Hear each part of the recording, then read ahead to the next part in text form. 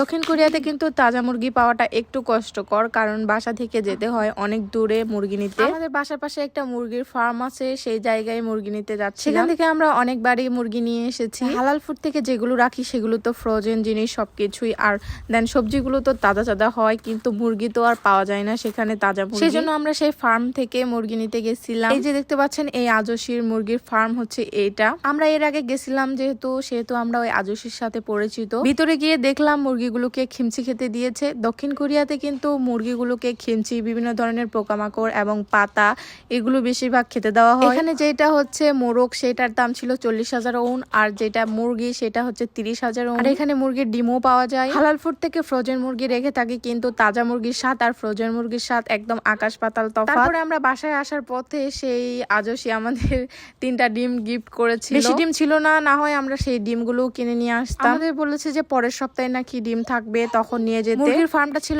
একদম মাঠের মধ্যে। আর এই যে দেখেন এই মাঠের এগুলোকে প্রথমে গম মনে করেছিলাম, তারপরে দেখতেছি এগুলো গম না, এগুলো হচ্ছে জব।